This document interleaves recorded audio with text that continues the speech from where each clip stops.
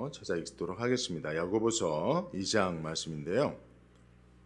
1절부터 13절까지가 오늘 본문입니다. 우리가 오늘 6절까지만 한번 읽어보도록 하겠습니다. 제가 먼저 1절 읽습니다. 내 형제들아, 영광의 주 곧 우리 주 예수 그리스도를 믿는 믿음을 너희가 받았으니 사람을 영으로 취하지 말라. 찬양할 거예요. 축복합니다 할 거니까. 자, 2절 읽습니다. 시작.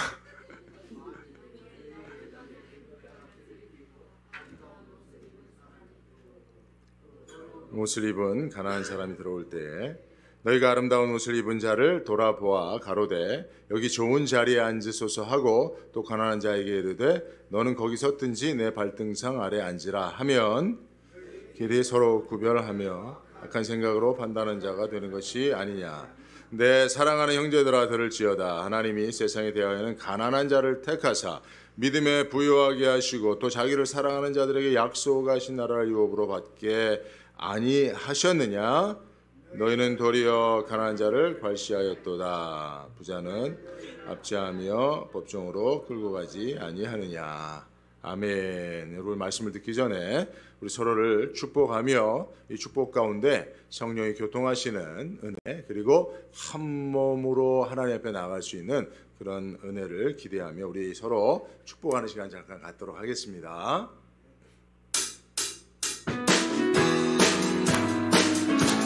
우리 앞뒤 양옆에 계신 분들 마음에 생각하시면서 축복합니다.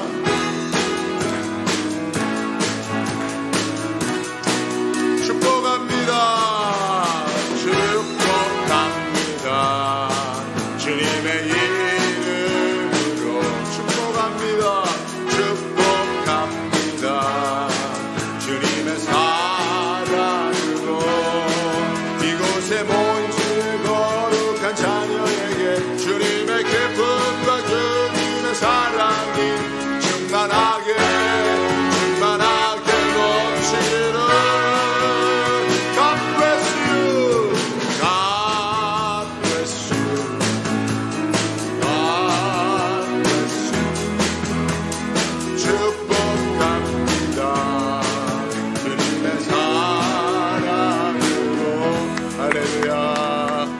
사랑하고 축복합니다. 감사합니다. 예. 자, 이제 들어가셔도 됩니다. 오늘 차별하지 말라라고 하는 제목으로 이제 말씀 전할 때 여러분들 마음을 편히 하시고요. 사실 우리가 이제 이렇게 어찌 보면 이제 밀폐된 공간에서 함께 예배하다 보면 사실은 산소 포화도가 조금 낮아져요. 그래서 사실은 이렇게 이제 우리가 이렇게 주목하고 집중하기가 사실 좀 어려운 부분이 있습니다. 이게 여러분들이 숨을 고르게 편하게 쉬시면서 마음을 안돈된 마음을 가지고 말씀을 이렇게 편하게 들으셔야 돼요. 그래서 너무 막 은혜 받으려고 안 하셔도 은혜를 주시는 분은 하나님이시니 은혜 받을 자에게 은혜를 주실 줄로 믿습니다. 4절을 오늘 보면 너희끼리 서로 구별하며 악한 생각으로 판단하는 자가 되는 것이 아니냐 했어요. 여기서 구별하다는 말이 이제 차별한다는 뜻이죠. 좀 더 정확히 말하면 차별 대우하는 것을 말하는 거예요. 근데 하나님께서 차별하는 거, 누군가를 차별하여 대우하는 것을 악한 생각으로 판단하는 것이다 라고 말씀하셨어요. 하나님 기뻐하시 아니하신다는 겁니다. 자, 그런데 여러분, 이제 우리가 이 차별이라고 하는 문제를 한번 생각해 보세요. 사실 차별하지 말라 하셨지만 이 누군가를 차별하는 이 문제는 좀 복잡하고 미묘한 부분들이 있습니다. 왜냐하면 지금 이제 한국에서 국회에 이렇게 계류된 법 중에 하나가 이제 차별금지법이거든요. 근데 여러분, 이 차별을 금지하는 법, 이러면 좋잖아요. 근데 여러분, 이것을 강력하게 반대하는 분들이 누굽니까? 교회가 반대하고 있어요. 아니, 성경에서 차별을 하지 말라, 차별을 금지하라고 말씀하셨는데 그래서 그것을 법으로 제정하는 것을 교회가 반대하고 있단 말이죠. 그러니까 여러분 사실은 그것은 차별에는 복잡한 문제가 담겨져 있다는 것을 이야기해 주는 것이지요. 예. 뭐 개인적인 인간관계 속에서도 이런 예들이 많아요. 그죠? 사람에게는 이제 호불호가 있잖아요. 그죠? 호불호가 있습니다. 누구에게나. 뭐 예를 들면 저에게 우리 이제 장 목사님 계시고 우리 김 전사님 계시잖아요. 교육자 가운데 장 목사님은 군인 출신이세요.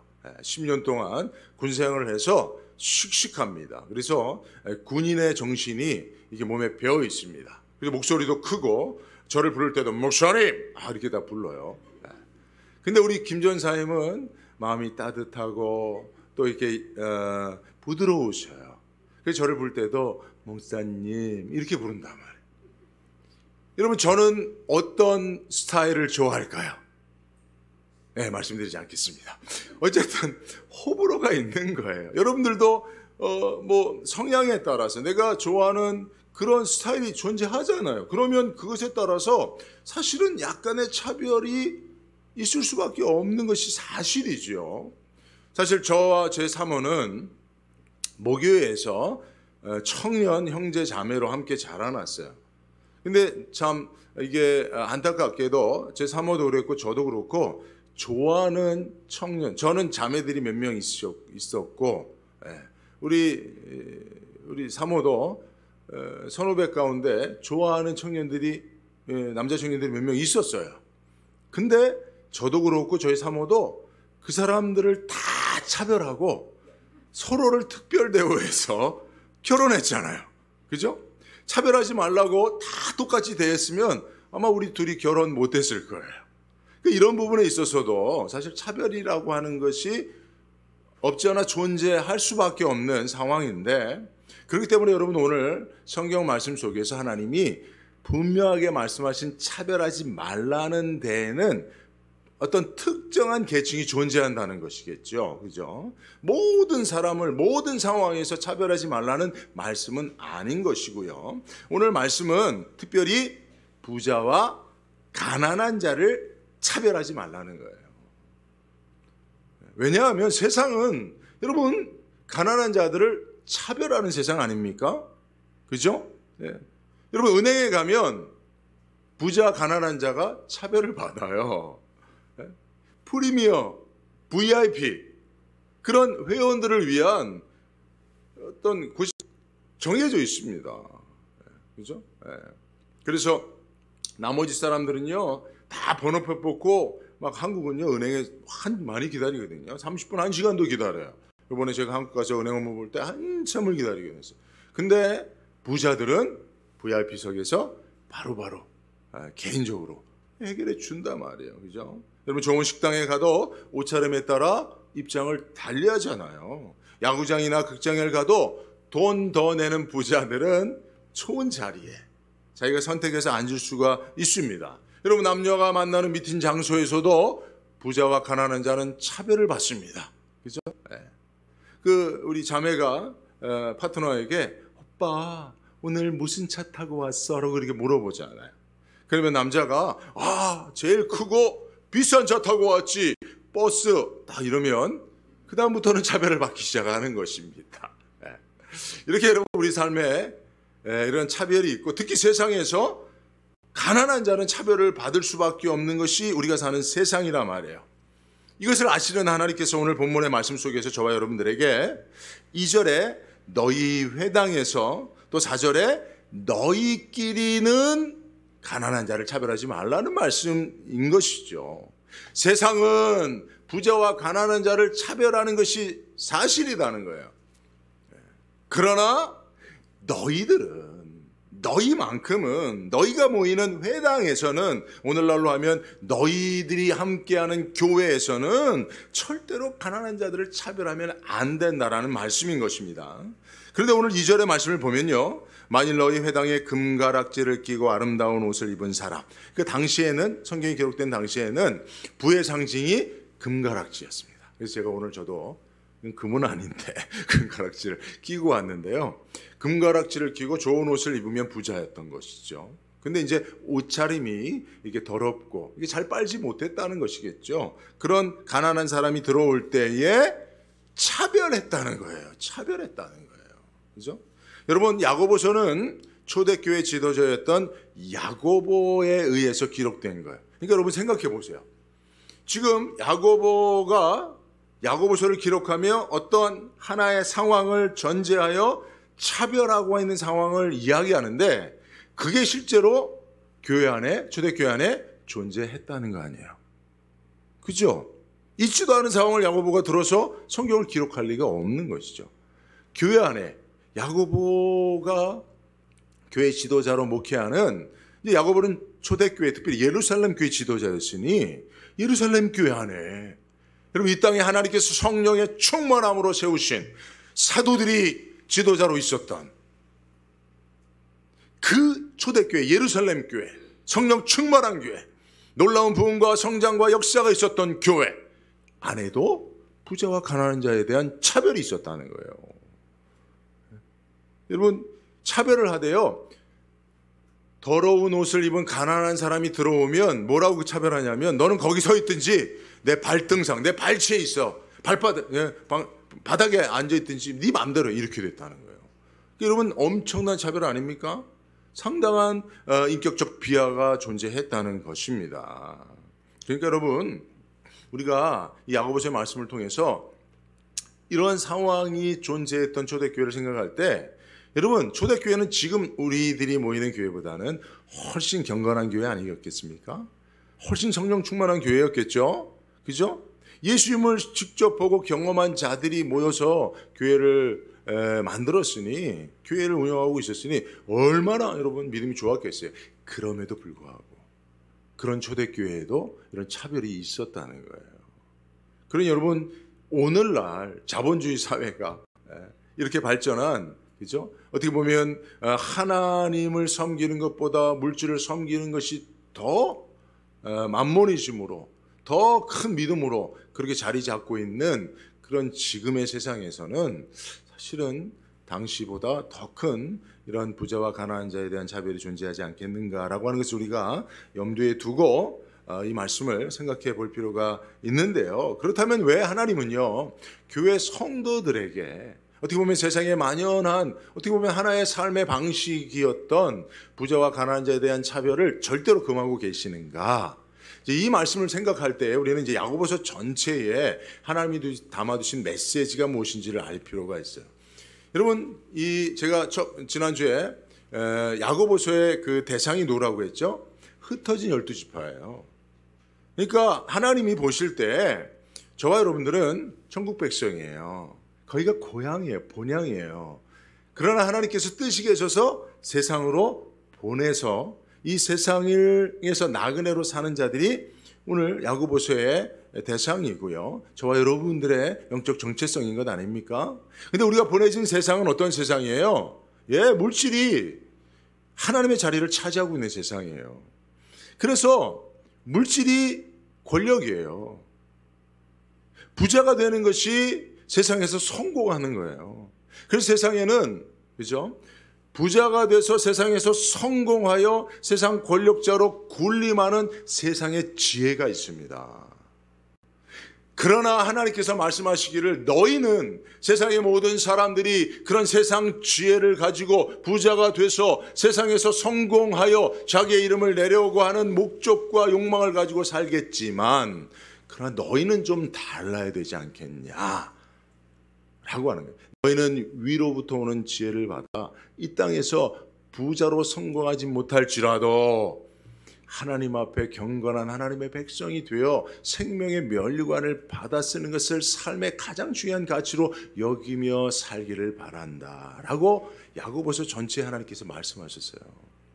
그래서 절대로 너희가 세상의 성공의 원리를 따라 부자가 되려고 하는 욕망을 내려놓고 경건한 청빈한 하나님의 백성들로 살아가기를 원한다라고 하면서, 그것을 위해서는 부자와 가난한 자를 너희들은 절대로 차별하면 안 된다라고 말씀하시는 줄로 믿습니다. 자, 그렇다면 오늘 하나님께서 오늘 말씀을 통해서 가난한 자를 차별하지 말라고 말씀하시면서 가난한 자를 차별하지 말아야 될 분명한 두 가지 이유를 말씀하세요. 분명한 두 가지 이유를 말씀하시는데 오늘 그것을 여러분들에게 설명드리도록 하겠습니다. 첫째는요, 하나님이 가난한 자를 택하사 믿음에 부요케 하셨기 때문에 가난한 자를 차별하면 안 된다는 거예요. 5절의 말씀을 보니까 내 사랑하는 형제들아 들을지어다 하나님이 세상에 대하여는 가난한 자를 택하사 믿음에 부요하게 하셨다는 거예요. 하나님이 누구를 택하셨어요? 가난한 자를 택하셨다는 거예요. 여러분, 성경을 보면서 제가 많이 놀라는 것 중에 하나는 하나님의 관심이 가난한 자에게 특별하게 많이 있다는 사실을 발견하면서부터입니다. 하나님 우주와 만물을 만드시고 모든 이에게 공평하게 그저 햇빛과 비를 주시는 분이신데, 특별히 하나님이 주목하여 관심을 가지고 있는 대상이 있다면 그가 가난한 자라는 거예요. 가난한 자. 여러분 믿으시기 바랍니다. 여러분, 우리가 새벽에 이사야서 말씀 보고 있는데요, 이사야서 61장을 보면 예수님께서 공생애를 시작하시면서 당신의 사명 선언문으로 가져오신 말씀이 이사야서 61장에 있어요. 이게 누가복음 4장 18절에 예수님께서 성전에서 이 말씀을 회당에서 이 말씀을 말씀하시고 이제 공생애를 시작하십니다. 주의 성령이 내게 임하셨으니 이는 가난한 자에게 복음을 전하게 하시려고. 그죠? 예수님의 사명, 예수님이 이 땅에 성육신하여 오셔서 하나님으로부터 부여받은 사명, 그것을 감당하시겠다고 내가 이제 공생애를 시작한다라고 말씀하실 때 선포하신 사명 선언문의 첫 번째가 가난한 자예요. 여러분, 성경에 정말 우리가 생각하는 것 이상으로 하나님의 관심사, 가난한 자에게 있다는 사실을 여러분 꼭 기억하시기 바랍니다. 왜 그러면 하나님은 가난한 자를 택하시느냐? 믿음에 부요케 하시기 위함이라는 거예요. 그죠? 오늘 말씀하시다 보면. 자, 여기에는 중요한 우리 믿음을 담은 마음에 관련된 원리가 존재합니다. 잘 들어보십시오, 여러분. 여러분, 하나님께서 우리에게 주시는 믿음은 어디에 담겨요? 우리 마음에 담길 것 아닙니까? 그죠? 네, 그죠? 우리 호주머니에 있으면 호주머니가 커야겠죠. 그죠?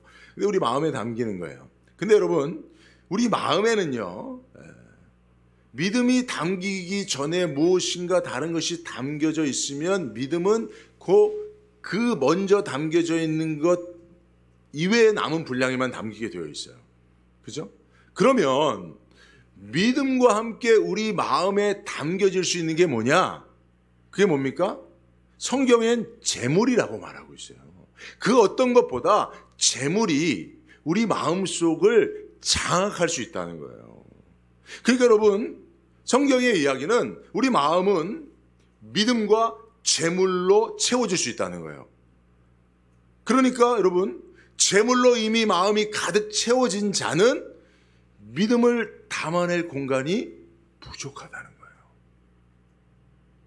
하나님이 믿음을 충만히 주어서, 풍성히 주어서 믿음에 부요한 자 되게 하기를 원하셔도 마음속에 재물이 가득한 자는, 재물에 대한 욕심이 가득한 자는 하나님이 주시는 믿음을 담아낼 수가 없다는 거죠. 그래서 하나님이 믿음으로 부요케 하시고자 하는 자는 마음속에 재물을 담아둘 수 없을 만한 가난한 자를 택하신다는 거예요. 여러분, 마태복음 6장 24절에도 보면 하나님이 한 사람이 두 주인을 섬기지 못한다는 거예요. 그죠? 혹 이를 미워하고 저를 사랑하거나 혹 이를 중히 여기고 저를 경히 여깁니다. 너희가 하나님과 재물 겸하여 섬기지 못한, 하나님이 주시는 믿음과 재물을 마음속에 같이 담아둘 수 없다는 거예요. 재물로 가득 차면 그만큼 하나님이 주시는 믿음의 부요함에서 떨어지게 된다는 말씀이죠. 이러한 마음의 원리를 옛 성도들도 알고 있었습니다. 잠언의 30장 8절에서 9절에 보면 아굴의 기도가, 구약성도 아굴의 기도가 나오는데, 아굴이 무엇을 기도합니까? 하나님 앞에 간절히 평생에 기도하는 기도의 제목이 뭐예요? 네, 헛된 것과 거짓말을 내게 멀리하게 달라는 것이고, 또 하나는 뭡니까? 가난하게도 마옵시고 부하게도 마옵시고 오직 필요한 양식으로 나를 채우시옵소서. 여러분, 사실 이 말은 부자도 싫습니다, 가난도 이게 아니에요. 차라리 그러니까 부자가 되지 않게 해달라는 기도입니다. 왜요? 오직 필요한 양식. 여러분 오늘날 일용할 양식만 있는 사람은 어떤 사람이에요? 가난한 사람이에요. 오직 먹을 필요한 양식만을 소유한 자, 가난한 자입니다. 그죠? 자산이 뭐 100만 불, 그죠? 100만 장자 또는 그 이상이 돼야 부자잖아요. 근데 여러분 우리가 오늘 먹을 양식이 100만 불이나 필요합니까? 그죠?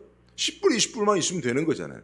그러니까 그것만 있게 해달라고 기도했다는 것은 부자가 되지 않기를 위한 기도라고도 볼 수가 있어요. 구약 성도들도 부자가 되는 것을 영적으로 경계했습니다. 왜요? 알고 있었거든요.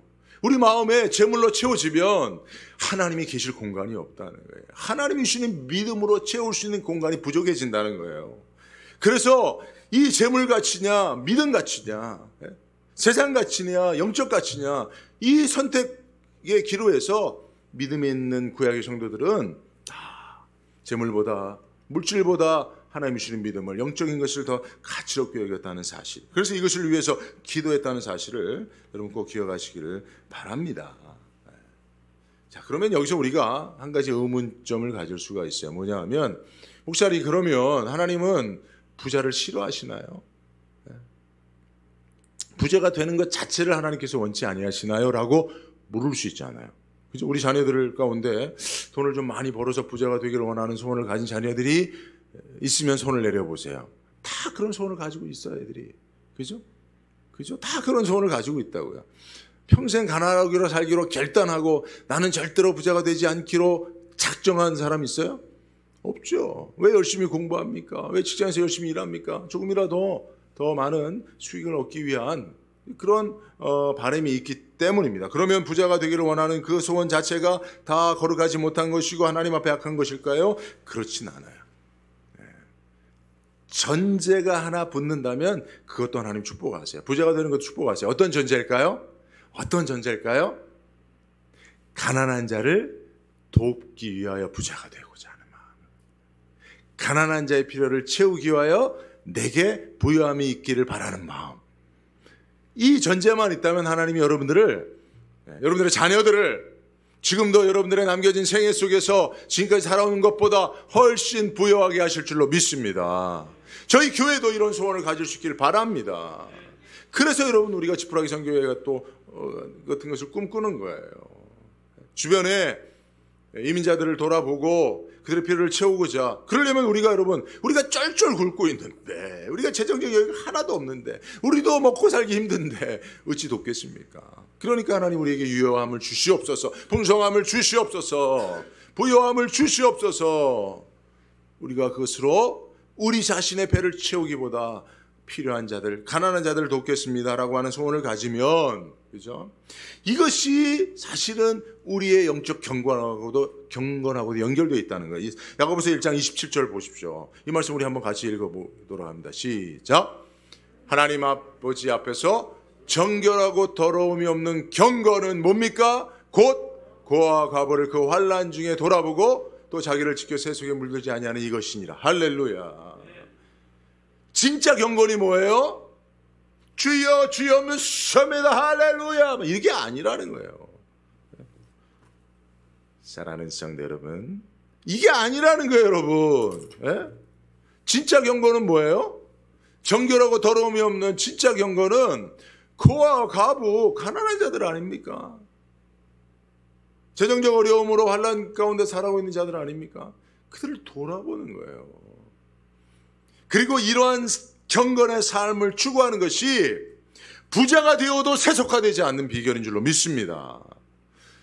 여러분 생각해 보세요. 여러분들 가난할 때와 부자일 때, 여기 계신 분들도 가난할 때가 있었고 부유할 때가 있었죠. 다 삶을 통해서 경험해왔죠. 어릴 때 정말 경건하게 살았습니까? 어릴 때 여러분들이 더 하나님 앞에 거룩한 하나님의 백성 다 왔습니까?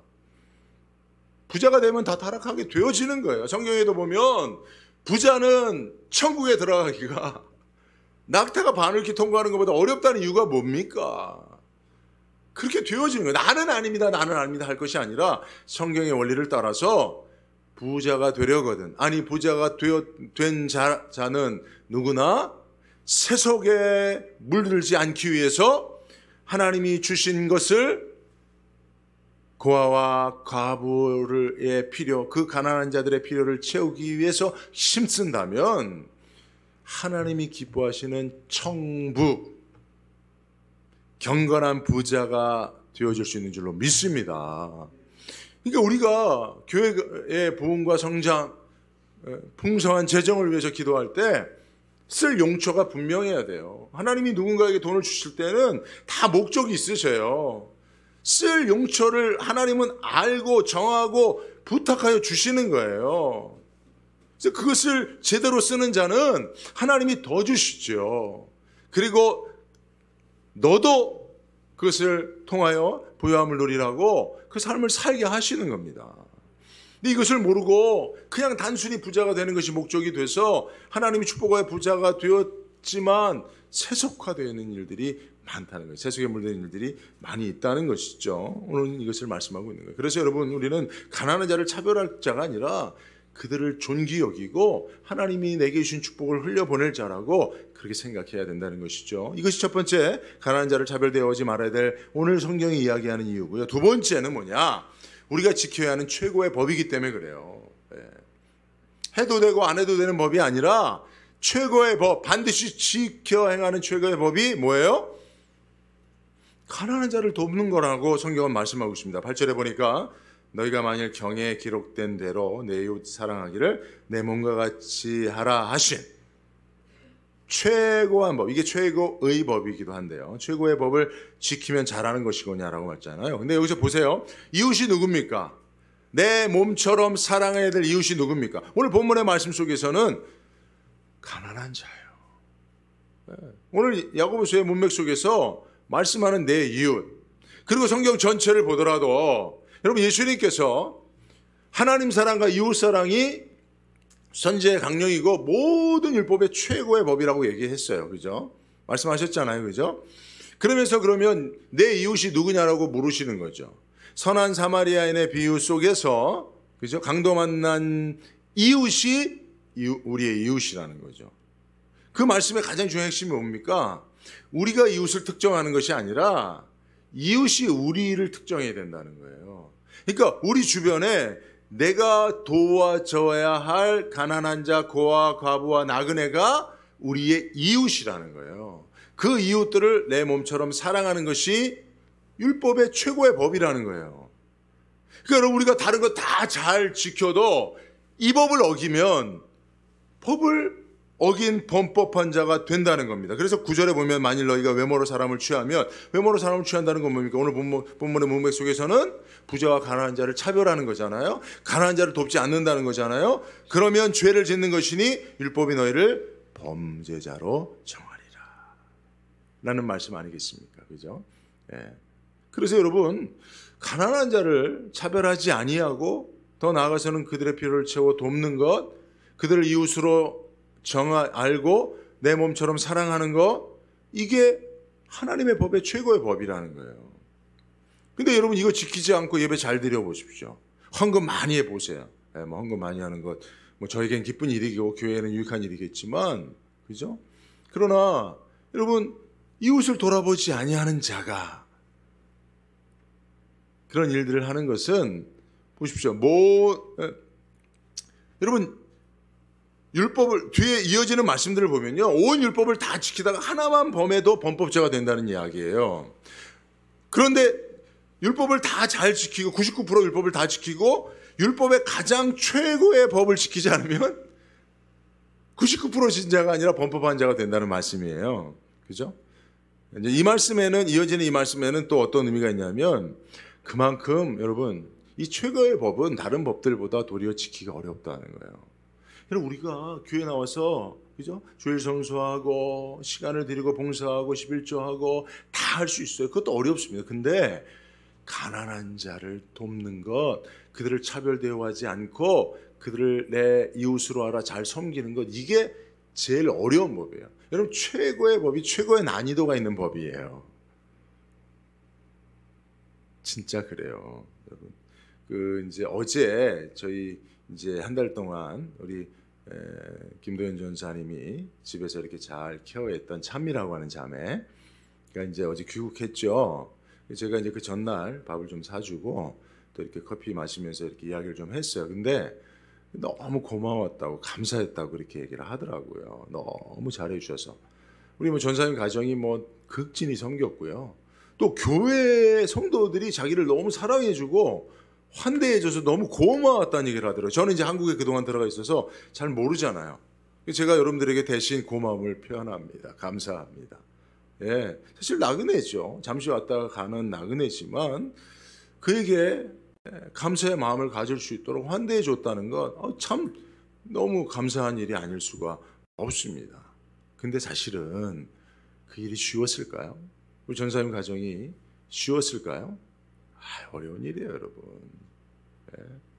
우리가 토요일 날 어제 새벽기도 마치고 차 마시면서 우스갯소리로 그런 얘기했어요. 아브라함이 나그네를 영접함으로 부지 중에 하나님을 대접하여 축복을 받았다는 말씀인데, 만약 그 나그네로 변장한 하나님이 아브라함 집에 한 일주일 정도 있고 한 2주 정도 있었으면 아브라함도 못 참고 내쫓았을 거라고. 하루 이틀 정도 섬기는 건 할 수 있죠, 그죠? 근데 여러분 매일같이 집에서 빌붙어갖고 뭘 먹고 마시고 할 때마다 신경 쓰이고 대접해야 되고 한다면 그 누가 하겠습니까? 더더욱 가난한 자. 여러분 가난한 자들 어떤 자들이에요? 솔직히 가난한 자들은 이 세상을 사는 동안에 상처가 많습니다. 차별을 많이 받아왔기 때문에 자존감이 낮은 자들이에요. 자존감이 낮은 자들은요, 그냥 아무 말 안 해도 저 사람이 날 싫어하는 거 아니야라고 하는 인식을 가지고 살아가는 자들입니다. 그런 자들에게 특별히 잘해줘도 나중에 사실은 좋은 소리 못 듣는 경우들이 많아요. 그런 자들을 차별하지 않고 잘 대우해주고, 그죠? 그런 자들이 나그네로 찾아왔을 때 환대하는 거 어려운 일이에요. 그래서 최고의 법일 수도 있습니다. 예배는 잘 드릴 수 있어요. 봉사 잘 할 수 있어요. 근데 가난한 자 대접하는 거 어렵다는 것입니다. 이 실제로 있었던 일인데, 미국의 어떤 교회에, 큰 교회에 담임 목사님이 바뀌어서 이제 후임 목사님이, 여러분 한번 들어보셨을 거예요. 실제 있었던 일이랍니다. 기사에 난 이야기니까. 이제 후임 목사님이 이제 부임하기로 한 날인데, 성도들이 담임 목사님 이제 후임 목사님 누구실까 하고 기대하고 있는데, 그때 마침 그 홈리스가 교회 앞에 나타났다는 거에 더럽고 냄새나는. 그러니까 하필 오늘 이 새로운 담임 목사님이 부임하는 날에 저기 와갖고 이 예배당을 분위기를 흐리네 하고 막 사람들이 눈살을 찌푸리기 시작한 거예요. 그래서 이 교회에 들어와서 예배를 드리겠다고 하니까 무슨 소리냐, 하여튼 저쪽 구석에 보이지 않는 곳에 한쪽 구석에 있으라고 하고 막 사람이 그렇게 밀어내고 했다는 거예요. 그래서 이제 수석 장로님이 나오셔서, 자 여러분들, 우리가 여러분들에게 광고한 대로 오늘 새로운 담임 목사님께서 여러분 하나님 보내주셔서 부임을 하셨습니다. 우리 담임 목사님 어디 계시죠? 나오시죠? 했더니 누가 나왔어요? 그 홈리스 피플이 나온 거예요. 그러면서 이분이, 여러분 제가 하나님이 보내사 여러분들을 섬기게 된 담임 목사입니다. 제가 왜 이런 형색을 하고 왔는지 여러분들 그 의미를 아시겠습니까? 교회에서 가난한 자를 차별하지 말라고 하신 말씀을 우리가 지키기 어렵다는 사실을, 그 상황을 통해서도 우리가 알 수 있지 않아요, 그죠? 실제로 여러분 솔직한 얘기로, 여러분들이 지난 한 주간 가난한 자를 돌아보신 적이 있습니까? 아니요. 지난 한 달 여러분 올해 여러분들이 정말 가난한 자를 좀 잘 그 필요를 채워주기 위해서 여러분들이 기꺼이 그들을 환대하고 환영하고 섬기고 그 필요를 채워주고 그런 적이 여러분 기억이 나오십니까? 이런 기억이 없다면 우리는 그들을 외면하고 무시하고 경시하고 살고 있는 거, 어떻게 보면 차별하고 있는지도 모르지요. 그죠? 여러분 오늘 13절 말씀이 결론인데요. 13절 말씀을 보면 긍휼을 행하지 아니하는 자는 긍휼 없는 심판이 있으리라 라고 말씀하세요. 자, 긍휼은 불쌍히 여기는 거예요. 그죠? 가난한 자를 불쌍히 여겨야 된다는 거예요. 그 마음으로부터 우리가 가난한 자를 차별하지 않고 돕는 데까지 나가게 되는데, 실제로 여러분 제가 좀 전에도 말씀드렸지만 가난한 자들에게는 상처가 많아요. 고아, 과부와 나그네들은요 사실은 마음에 상처가 많은 자들이에요. 자존감이 낮은 자들이에요. 잘해줘도 크게 칭찬받고 존경받지 못할 가능성이 많은 자들이에요. 저도 경험을 통해서 많이 그런 것들을 경험했습니다. 저희 교회 하나님께서 정말 절대적으로 가난한 분들을 제가 한국에 개척할 때 많이 보내주셨어요. 그래서 저도 성심으로 섬겼습니다. 제 개인의 사제를 털어서 도와준 적도 많이 있습니다. 이번에도 제가 한국 가니까 제가 섬겼던 어떤 성도님이 목사님한테 빚진 거 이번에 목사님 오시면 꼭 갚으려고 했는데 이번에도 제가 갚지 못하게 됐어요 라고 얘기하더라고요. 제가 그거 받으려고 드린 거 아닙니까? 그 절대 갚을 생각 말고 당신처럼 어려운 형편이 있는 사람을 만나면 꼭 그거로 도와주라고 제가 이렇게 이야기를 했습니다. 근데 여러분 이렇게 감사를 표하고 마음에 정말 그 사랑의 빚을 생각하며 그렇게 은혜를 갚으려고 하는 사람은 100명 중에 한두 명밖에 안 돼요. 그러니까 여러분 이런 경험들을 통해서 여러분 우리가 마음이 강팍해지는 거예요.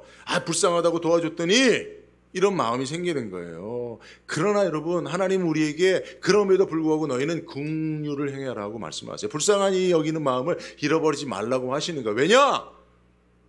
내가 너희를 불쌍히 여겼기 때문에 심판하지 않고 구원하지 않았느냐는 말씀이에요. 여러분 우리가 하나님과의 관계 속에 생각해 보세요. 예?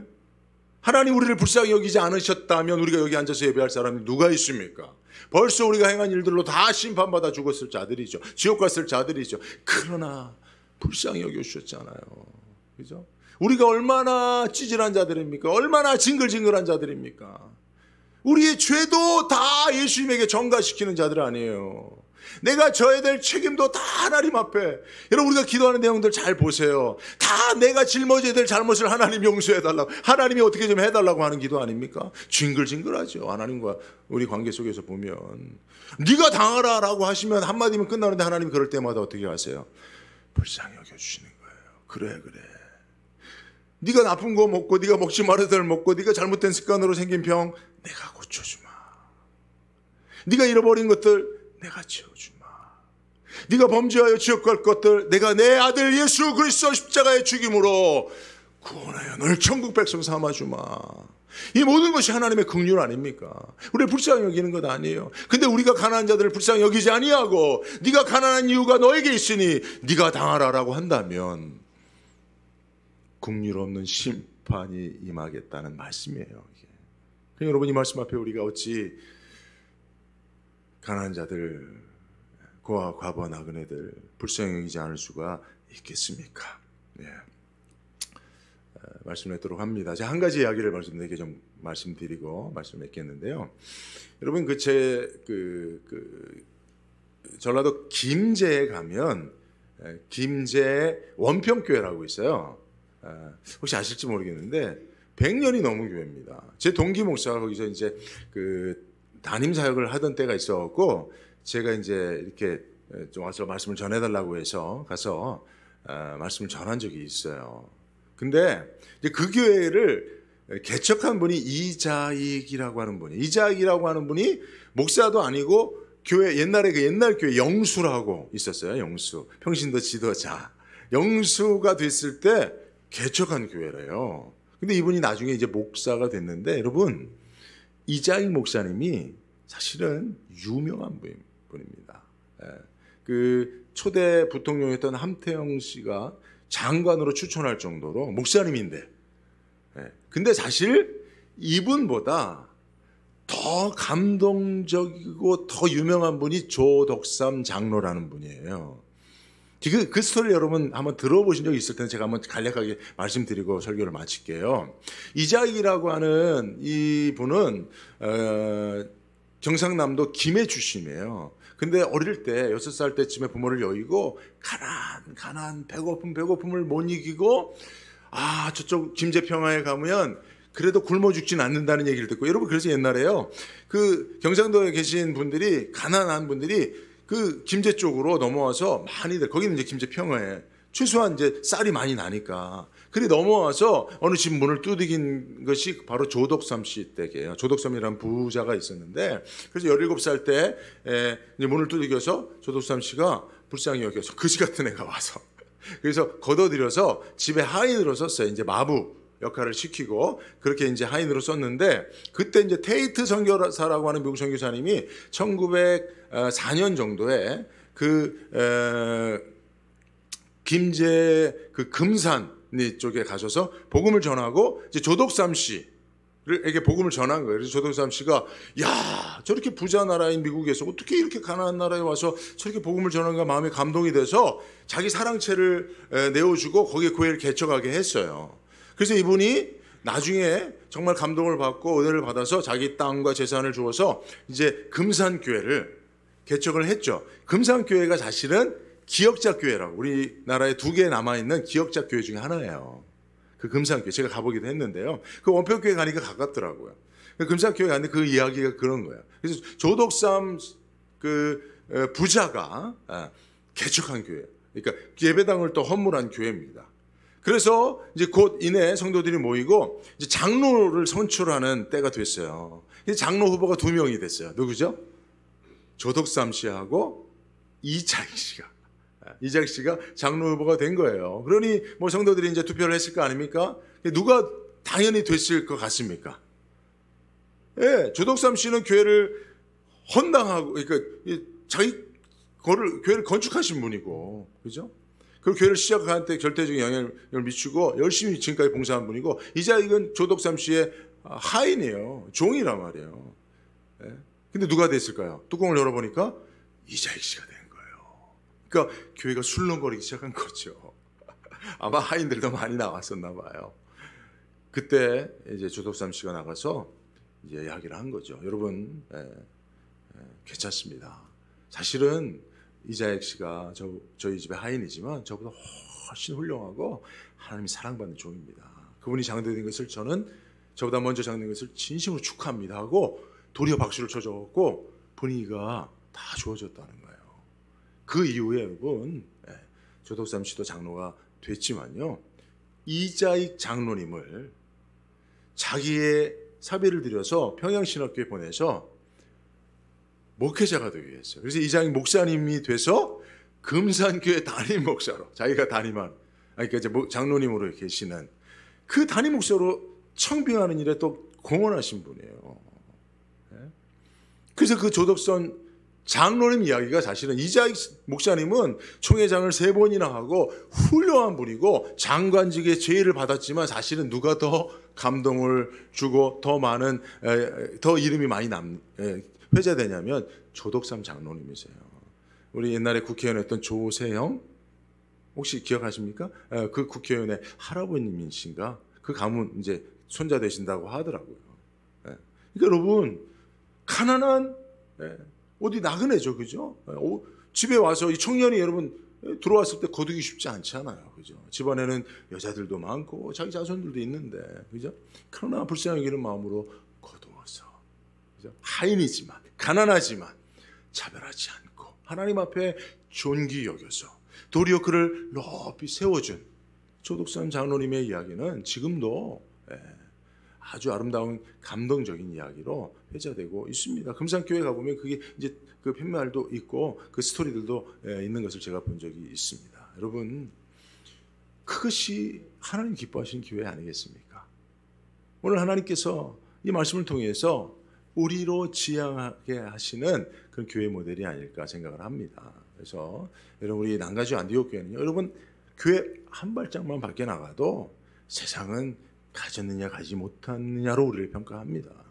그러나 여러분, 우리 교회 공동체 안에서만큼은 정말 가진 자와 가지 못한 자가 차별을 받지 아니하고 정말 하나님의 동등한 백성으로 서로 사랑하고, 특별히 가진 자는 가지 못한 자를 도리어 섬겨서 이 사랑이 교회 다음 울타리를 넘어서 세상을 섬기는 데까지 나갈 수 있기를 주의 이름으로 축복합니다. 거룩하신 하나님, 감사합니다. 오늘도 주신 말씀 통하여 하나님께서 우리 난가주 안디옥 교회에 바라는 참된 교회상, 그리고 성도들의 참된 경건이 무엇인지를 깨달았사오니 하나님, 이것이 우리의 삶에 실천되기 어렵다 할지라도 하나님의 최고의 법인 줄로 알아 이 말씀을 실천하기에 힘쓰는, 그리하여서 하나님께서 우리 난가주의 안디옥교를 축복하시고 성도들을 축복하셔서 가난한 자들을 능히 도울 수 있는 부요함을 허락하여 주옵소서. 예수님의 이름으로 기도드리옵나이다. 아멘.